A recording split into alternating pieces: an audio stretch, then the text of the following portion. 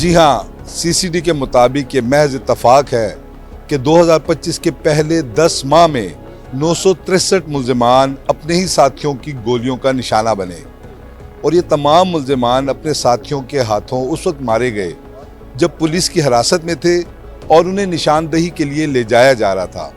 اور یہ بھی محض اتفاق ہی ہے کہ ان تمام واقعات میں پولیس اہلکاروں کے زخمی ہونے کی تعداد نہ ہونے کے برابر ہے۔ صرف یہی نہیں بلکہ راہ چلتی خواتین سے چھیڑ چھاڑ کرنے والے 30 کے 30 ملزمان کا پستول بھی اتفاق سے اس وقت اپنے نیفوں میں چل گیا جب پولیس انہیں گرفتار کرنے پہنچی۔ اتفاق سے ایک ہی طرح سے پیش آنے والے یہ اتفاقات سی سی ڈی کے ریکارڈ کا بھی حصہ ہیں۔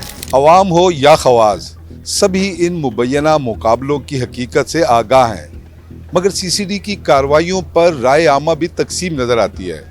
کچھ لوگ واقعی یہ سمجھتے ہیں کہ جرائم کا علاج یہی مبینہ مقابلے ہیں، مگر قانون دان کہتے ہیں کہ سی سی ڈی کی کارروائیاں ماورائے عدالت قتل ہیں، اور اگر جرائم کا یہی علاج ڈھونڈنا ہے تو عدالتوں کو بند کر دینا چاہیے۔ کسی بھی ایسی شخص کو جو ماورائے عدالت ماورائے آئین قتل کیا گیا ہو تو اس کو ہم نہ اخلاقی طور پر نہ قانونی طور پر اس کا کوئی جواز نہیں ہے۔